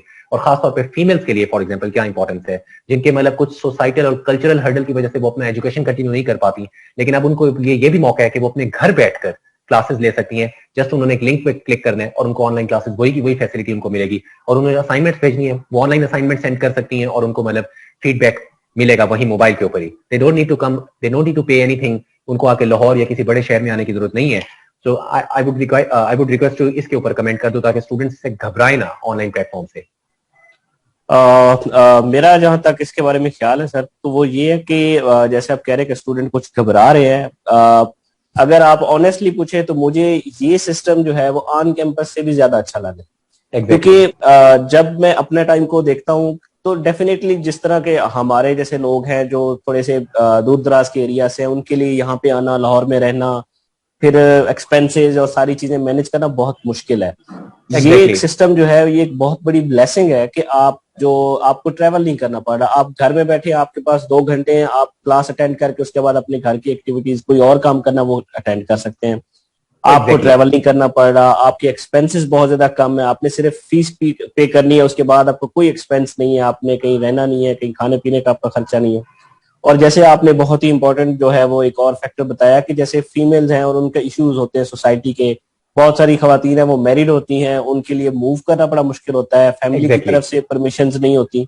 तो उनके लिए ये बहुत ही बड़ी अपॉर्चुनिटी है कि उनको जैसे ही टाइम मिले वो इसको अवेल करें, वो लेक्चर अटेंड करें और उसके बाद वो अपनी बाकी एक्टिविटीज को कंटिन्यू कर सकें। तो मेरे ख्याल में ये बहुत अच्छा सिस्टम है। कोविड के बाद भी मेरे ख्याल में ये बहुत ज्यादा इसका इस्तेमाल रहेगा, क्योंकि अभी हम टेक्नोलॉजी की तरफ बड़े स्लो आए हैं और ये भी हम मजबूरन एग्जैक्टली आए हैं कोविड एग्जैक्टली की वजह से। अगर हम मॉडर्न वर्ल्ड की तरफ देखें तो उन्होंने तो बहुत पहले से ये टेक्नोलॉजीज अडॉप्ट कर लिए। ऑन कैंपस क्लासेस बहुत कम है, उनके डिस्टेंस लर्निंग जो है वो सिस्टम्स चल रहे हैं, तो हमें भी इसकी तरफ मूव करने और इससे जो है फेमिलियर होने की जरूरत है। तो इनशाला जो एस्पायरेंट्स आपके जो सेशन ज्वाइन कर रहे हैं तो इनशाला उनका एक्सपीरियंस बड़ा अच्छा रहेगा। तो उसके साथ साथ ये भी है कि वो फिर बाकी एस्पायरेंट्स को भी ये बताएंगे कि ये सिस्टम काफी अच्छा है। और इनशाला आई होप कि ये बहुत सारे जो दूर दराज के जो लोग हैं उनको बहुत ज्यादा जो हेल्प करें। हाँ exactly Ramzan, thank you so much ये बस बताने के लिए। सीधी बात है रमजान, आई जस्ट रिमेम्बर काफी लोग जो मोटिवेटेड थे सीएसएस करने के लिए, वो कैरियर ओरिएंटेड थी, उनमें काफी फीमेल्स भी थी, जैसे आपने कहा कि कुछ मैरिड फीमेल्स हैं फॉर एग्जांपल, या कुछ अपने, तो कुछ लोग जो मोटिवेटेड थे, लेकिन हम सबके सामने है कि सोशो इकोनॉमिक कंडीशंस उनको अलाउ नहीं कर रही थी कि वो अपनी जॉब छोड़े। जॉब टाइमिंग्स के साथ उनका कैंपस की क्लासेस की टाइमिंग्स क्लैश कर रही थी, जिसकी वजह से वो सीएसएस का कैरियर अपना परसू नहीं कर पाते थे। कुछ लोगों की लोकेशन शहर से दूर होती थी, लाइक फॉर एग्जांपल इंडस्ट्रीज हैं डिफरेंट, एंग्रो फर्टिलाइजर्स, फौजी फर्टिलाइजर्स, फातमा फर्टिलाइजर्स, या शुगर मिल्स हैं, या मतलब दूर दूर टेक्सटाइल मिल्स हैं जो, तो उनकी लोकेशन दूर है जिसकी वजह से वो क्लासेस आकर नहीं ले सकते थे। इसी तरह कुछ लोगों के वर्किंग आवर्स बड़े ऑड हैं, जैसे मतलब डॉक्टर्स हैं, या मतलब कोई और जिनकी शिफ्ट्स होती हैं जो मतलब, तो उन लोगों के लिए बहुत ही फैसिलिटी है ऑनलाइन सिस्टम बिल्कुल के ऊपर। उनको कैंपस के ऊपर ट्रेवल, वो कहीं बैठ के भी सिर्फ मोबाइल खोलकर क्लासेस ले सकते हैं, ठीक है। बिल्कुल। और खासतौर पे एक चीज है फीमेल की जो मैंने बात की है, living on to our promise of women empowerment, कि मतलब हम लोगों ने एक ओथ लिया हुआ है कि we will empower women as much as possible, because I believe, या हम सब ये इस सर्कल में बिलीव करते हैं कि हम बिल्कुल 100% सक्सेस नहीं अचीव कर सकते जब तक हमारी सोसाइटी में फीमेल्स को एम्पावर ना किया जाए, ठीक है। जब तक वो शाना बशाना हम हमारे साथ कंट्रीब्यूट ना कर सकें towards the good of the society. तो तो जिस तरह हमारी सोसाइटी में कुछ एरियाज के अंदर एक मतलब थॉट है कि मेल्स के ऊपर फिर भी पैसे लगा लिए जाते हैं different societal and cultural hurdles के थ्रू, तो फीमेल एजुकेशन फिर काफी हद तक विक्टिम बनती है। या जिस तरह बिल्कुल कोविड क्राइसिस के अंदर हेल्थ और शेल्टर, ये दो प्रायोरिटी चीजें थी, तो लोगों की वजह से पैसा ना होने की वजह, पैसा कम होने की वजह से लोगों ने हेल्थ और शेल्टर पे प्रायोरिटी दी, लेकिन एजुकेशन अफेक्ट हुई। लेकिन अगर एजुकेशन हुई भी सही तो फीमेल की खास तौर पे इफेक्ट हुई, बेटों पे फिर भी पैसे लगा लिए गए। बिल्कुल तो सर। उन लोगों के लिए बहुत ये फायदा है कि मतलब they need not waste extra cost travelling की, और मिसलिनियस या सिक्योरिटी कंसर्न है, हेल्थ कंसर्न है, मेनी अदर कंसर्न, उनको बैठे बैठे घर फैसिलिटी ये प्रोवाइड की जा रही है। और दूसरी बात जो मैंने कही थी कि उनको सिर्फ क्लासेस की नहीं, जो ऑनलाइन असाइनमेंट चेकिंग की फैसिलिटी थी वो भी प्रोवाइड की बिल्कुल जा रही है कि they can get themselves evaluated, they can get the written attempts evaluated from वही की वही। इनफैक्ट जैसे आपने कहा, it's even the better alternate to face learning, या even better alternate to on campus classes, क्योंकि सबसे कीमती चीज आपका सेव करती है time and money, both things. अच्छा, अच्छा रमजान, काफी क्वेश्चंस बच्चे पूछ रहे हैं और काफी हद तक हम लोग इन्हें एड्रेस तो कर चुके हैं। Like for example, what are some of the myths regarding CSS, CSS को इतना मुश्किल क्यों समझा जाता है। उसके अलावा आपने अपनी ओपिनियंस और आइडियाज किस तरह प्रिपेयर करने हैं, एंड मेनी अदर क्वेश्चंस जो मतलब, sir online is best no doubt but this system is not clear, basic concept not the best, the practical work, तो in many other things. Thank you so much those who are welcoming us, और वालेकुम सलाम everyone, जो मुझे यहाँ पर text कर रहे हैं। अच्छा,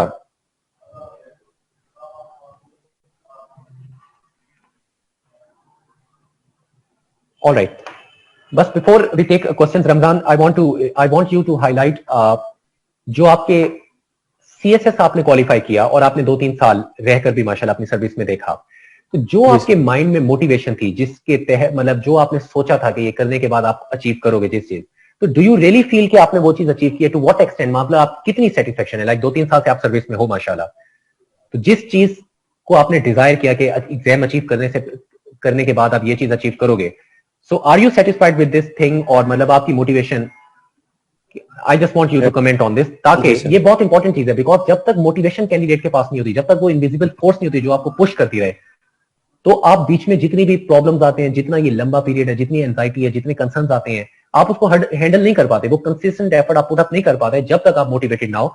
तो ये मैं पूछना चाह रहा हूं कि आपने सर्विसेज में आकर वो चीज इंजॉय की जो मतलब जिस चीज के लिए आप अपना मोटिवेटेड थे या जिस चीज को आप पाना चाहते थे? ये जैसे कि मैंने सर पहले आपसे जिक्र किया कि मेरी जो मोटिवेशन थी वो ये थी कि मेरी जो कम्युनिटी के लोग हैं मैं उनको हेल्प कर सकूं। एग्जैक्टली। और जब से मैं सर्विस में आया हूँ, I can really feel the difference कि एक सबसे जो इम्पोर्टेंट चीज जो मैंने अपने ही कम्युनिटी, अपनी सोसाइटी में या अपने गांव में कह लें कि मैंने जो ऑब्जर्व किया है वो अवेयरनेस किया। मेरे से पहले सीएसएस वहां से सोचना भी मुश्किल था, करना तो एक दूर की बात है। और अभी आप देखें कि 2021 में मेरे ही गांव से 4 से 5 स्टूडेंट्स जो हैं वो अटेम्प्ट कर चुके हैं, सिर्फ इसी वजह से कि जैसे आप मिथ की भी अभी बात कर रहे थे, उससे रिलेट भी हो जाती है कि एक मिथ क्रिएट हुई थी कि सीएसएस जो है वो नहीं हो सकता, आपका बहुत ही किसी जो है वो अच्छे स्कूल का बैकग्राउंड हो, आप बहुत ही ज्यादा पढ़े लिखे, बहुत ज़हीन हो, तब आप कर सकते हैं, या आपका कोई सोर्स हो, इस तरह की बहुत सारी मिथ्स होती है।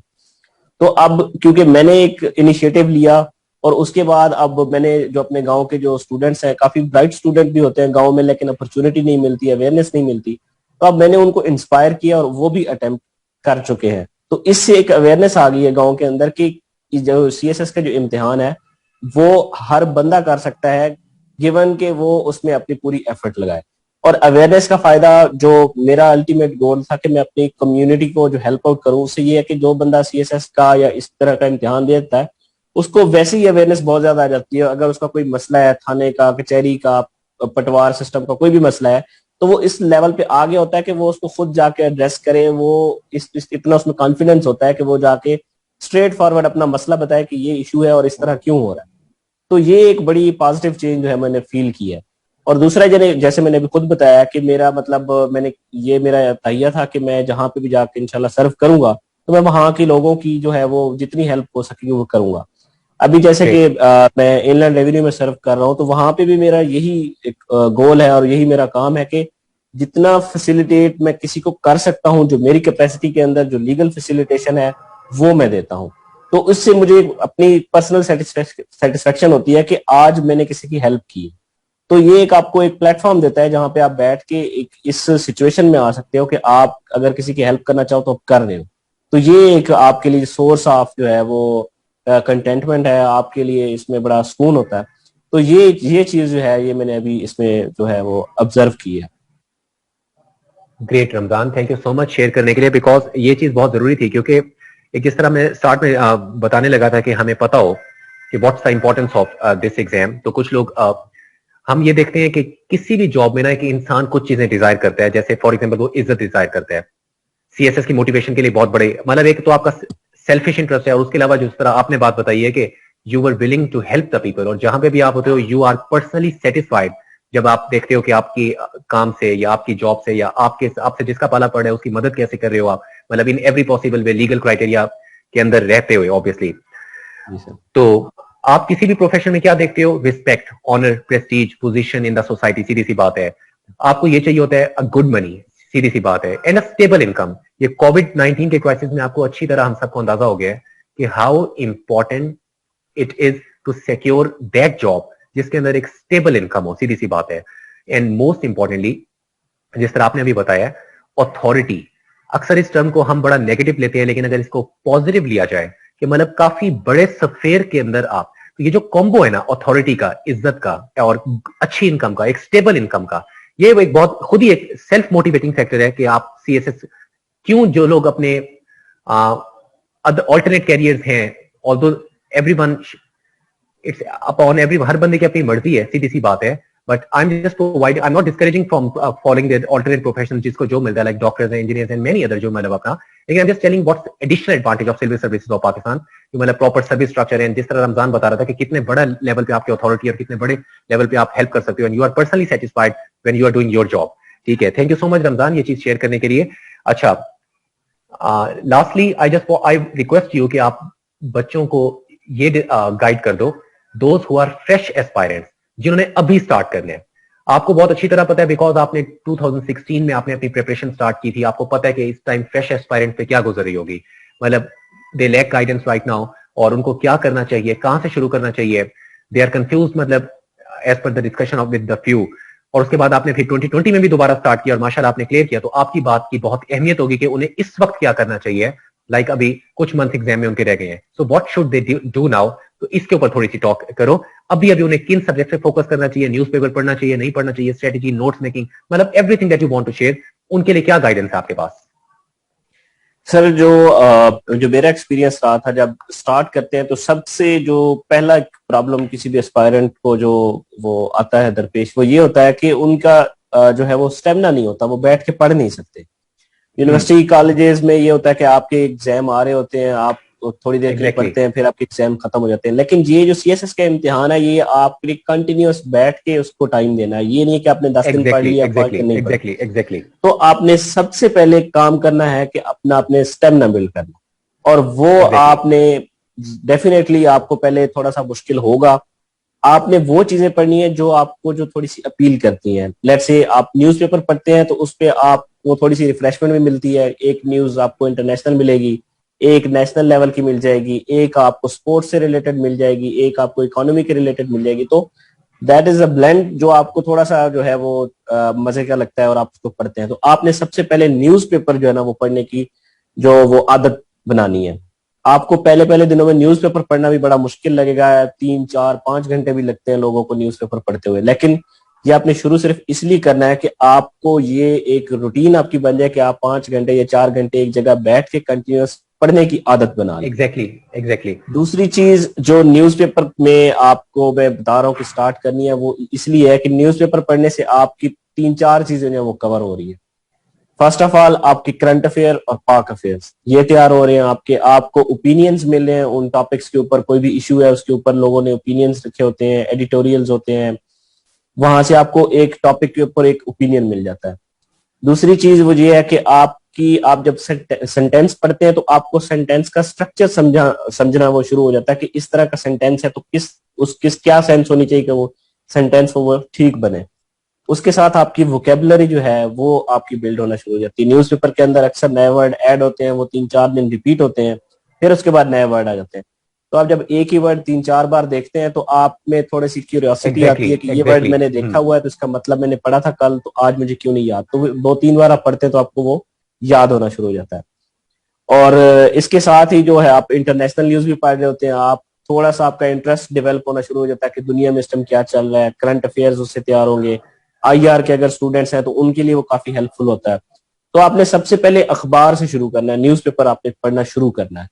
जब ये आपकी हैबिट बिल्ड होगी फिर आपने आहिस्ता आहिस्ता इंग्लिश की तरफ आना है और बाकी करंट अफेयर और पाक अफेयर को एज जो सब्जेक्ट्स हैं उनको स्टार्ट करना है। Thank you so much Ramzan. मैं सबको रिमाइंड करवाता चलूं कि रमजान इज अ पर्सन जिसने माशाल्लाह फर्स्ट अटेम्प्ट में अपने 2016 में तैयारी शुरू की थी और 2017 के पेपर में रमजान ने अपने वेरी फर्स्ट अटेम्प्ट में, I was personally witness to this factor कि कितनी इसने मेहनत की थी और कंसिस्टेंट एफर्ट और किस तरह असाइनमेंट्स अपनी करके हेल्प डेस्क के ऊपर, इंग्लिश हेल्प डेस्क या जनरल हेल्प डेस्क उनको चेक करवाते रहे और अपनी इंप्रूवमेंट करते रहे, वैल्यूएशन करते रहे। मतलब सेम असाइनमेंट 3 टाइम्स इन्होंने की और दोबारा आकर ये डिस्करेज नहीं हुए बीच में। मतलब अक्सर पूरा असाइनमेंट के ऊपर क्रॉस भी लग जाते थे, पूरा मतलब मैम रेड कर देती थी पूरा पेपर, लेकिन ये घबराए नहीं उसे और इन्होंने परसिस्टेंट, मतलब जैसे उन्होंने कहा ना ब्रेक नहीं लगी इनकी, लेकिन इन्होंने अपना वेरी फर्स्ट अटेम्प्ट में माशाल्लाह क्लियर किया और 2020 में फिर दोबारा क्लियर किया। तो इनको ये भी पता है कि आपके ऊपर इस टाइम क्या प्रॉब्लम है, लाइक जिस तरह इन्होंने बताया कि स्टेमिना नहीं होता, रीडिंग हैबिट नहीं होती। So each and every word he is saying that's dam important because जिस एग्जाम को आप लोग एस्पायर कर रहे हैं, ठीक है, जो आप टारगेट अचीव करना चाह रहे हैं, this man is live example in front of you, ठीक है। Thank you so much Ramzan हमें ज्वाइन करने के लिए। और मैं अनाउंस करता चलूं कि कल से हमारा ऑनलाइन सेशन शुरू हो रहा है, ठीक है। तो 6 to 9 हमारी क्लासेस होंगी और कुल मिला के इफ आई टेल यू जो आपके 4 मंथ का सेशन होगा जिसके अंदर compulsories as well as optionals दोनों शामिल हैं। Regarding fee you can contact KIPS admin any time. तो आई शुड टेल यू कि you gonna be provided 100+ lectures for current affairs. अब आपको 100+ लेक्चर्स मतलब इतना क्या जरूरी है? Current affairs is not just simply a subject of 100 marks, एक 100 नंबर का सब्जेक्ट नहीं है। करंट अफेयर्स का इन डेप्थ नॉलेज मतलब understanding of all the issues, in depth understanding of all the issues, analysis, your ability to predict the repercussions of some event, your ability to comment on the event, predict the outcomes of some event, for example, your opinion, your ability to frame your opinion on all the issues, all the matters involved. तो उसके अंदर ये current affairs बहुत जरूरी है। जो आपको जिस तरह रमजान जिक्र कर रहा था कि इंग्लिश एसे को क्रैक डाउन करने के लिए भी आपको करंट अफेयर्स का नॉलेज बहुत जरूरी है। And apart from current affairs जो आपके 100 मार्क्स का पाकिस्तान अफेयर्स है उसमें भी काफी हद तक करंट अफेयर्स का नॉलेज आपको बहुत जरूरी है। एंड नॉट ओनली दैट, जो आपके ऑप्शनल्स हैं लाइक इंटरनेशनल रिलेशंस, उसमें भी मोर देन 50% वाला पेपर आपके करंट अफेयर्स के नॉलेज से ही होता है। सो इस तरह बाकी सब्जेक्ट्स होंगे आपके like international law, history of US and many other subjects like. तो यू कैन से कि 1200 में से around 500-600 marks written they are directly और indirectly based on current affairs. So और उसके अलावा क्योंकि 95% ऑफ कैंडिडेट्स अनफॉर्चुनेटली इंग्लिश के किसी सब्जेक्ट में फेल हो जाते हैं या मतलब they are not able to make their way through into the civil services exam because they fail in English subject, उसको क्रैक डाउन करने के लिए जो हमारे रेगुलर लेक्चर है लाइक 6 से 9 बजे तक रेगुलर लेक्चर्स होंगे और तकरीबन 2 या 3 बजे हमारे एक और फीचर है which is called super lecture, जो ले सकता है एज पर योर कंफर्ट वो ले। कुल मिला के 80+ लेक्चर्स आपको इंग्लिश के प्रोवाइड किए जाएंगे, ठीक है। एंड अपार्ट फ्रॉम सारे आपके जितने भी सब्जेक्ट्स हैं उन सब के compulsory as well as options आपको वो लेक्चर्स दिए जाएंगे। There is a English help desk incharge, ठीक है, who is all the time present आपकी हेल्प करने के लिए। There is a regular help desk incharge के आपके अपार्ट फ्रॉम इंग्लिश जितने भी सब्जेक्ट्स हैं कंपल्सरी ऑप्शनल इंक्लूडेड आपके असाइनमेंट चेक करने के लिए every time persons are sitting there, ठीक है। और उसके अलावा academic counsellors are available all the time कि आपको जिस तरह की भी गाइडेंस चाहिए, जो आपको प्रॉब्लम आ रहा है, जिस तरह का प्रॉब्लम आ रहा है, किसी वक्त आपको लैप्स करते हो, you are not able to make your notes, you are, जिस तरह रमजान ने बताया था कि अपने नोट्स भी जो इन्होंने बनाए थे अपने नोट्स, वो आके भी सर से आके इवेल्यूएट करवा रहा था कि ये नोट्स मेरे ठीक है, इनमें कैसे वैल्यूएशन करूं, क्या करूं, मतलब नोट्स मेकिंग से लेकर assignment checking everything to subject selection, हर चीज के लिए आपको गाइड करने के लिए academic counsellors are sitting all the time there, ठीक है। उसके अलावा best prepared material, best essays, best research possible material, best possible publications, ठीक है, everything is provided to you, ठीक हो गया। So again I wish you best of luck, ठीक है। और अल्लाह ताला आप सबको दुनिया और आखिरत की आसानियत अता फरमाए, अल्लाह करे नेमतों में कभी कमी ना हो। और what ever you desire for what ever, ये कुछ दुआएं मैंने मतलब मेरे दिल को बड़ा अट्रैक्ट की थी, तो आई नॉर्मली से these things in almost every seminar which I attend. What ever you desire for, जिस चीज को आप लोग दिल से चाहो उसी चीज को अल्लाह आपके हक में बेहतर करके पेश करे। Ramzan same goes for you as well, जो आपने अब तक अचीव किया है, congratulation on behalf of KIPS, congratulation once again. अल्लाह आपके हक में भी इस चीज को बेहतरी करे। और we entire KIPS family, you are always a part of our family, because once a student is enrolled, you were enrolled in 2016 and now you are a permanent part of our family. Thank you so much, sir. behalf of KIPS, I wish you आगे भी best of luck in your service. माशाल्लाह आपने DMG group join किया और आगे जाके जो भी चैलेंजेस आने हैं अल्लाह करे आप उनको भी, जो आपने अपना पैशन शो किया है, इसी पैशन को कैरी फॉरवर्ड करते हुए आप लोगों की मदद करो, आप इनजस्टिस को दूर करो। जितने भी मुस्लिम वर्ल्ड में प्रॉब्लम्स आ रहे हैं उन सब का जो रूट कॉज है वो ये कि इनजस्टिस है सोसाइटी में, so you can go and handle. इस तरह आपको जो देख रहे हैं वो सब लोग जा सकते हैं, ये सारे प्रॉब्लम्स दूर कर सकते हैं। तो ये एक और अथॉरिटी पॉजिटिव आप लोग, तो इस जॉब में आपको जो चीज मिलती है वो और किसी जॉब में नहीं मिलती। तो thank you so much for joining us. Any last tip before you leave for the aspirants?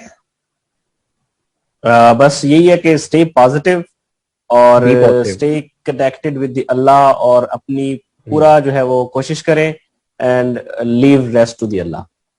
Exactly, अपना बेस्ट लो, कोई बात, believe in yourself first of all, ठीक है, अपना माइंड पहले बनाओ और उसके बाद रिमेन पॉजिटिव, कंसिस्टेंट रहना है, घबराना नहीं है, have faith in Allah, trust your capability and then eventually put your best और डू योर बेस्ट और उसके बाद लीव ऑन टू अल्लाह, ठीक है। रमजान इश्तियाक माशाल्लाह 14th position all over Pakistan, allocated to Pakistan Administrative Service. Thank you so much Ramzan for joining once again and best of luck for the future as well. और आप सबको भी best of luck for all those who are watching. I repeat, we are open for any sort of guidance, ठीक है। आप लोग किसी भी वक्त लाहौर कैंपस या Karachi campus, you can visit any of the campuses and आप एकेडमिक काउंसिल से टाइम ले लो, वेदर यू आर एनरोल्ड और not, we are there any time for your guidance, ठीक है। God bless you all. Allah Hafiz.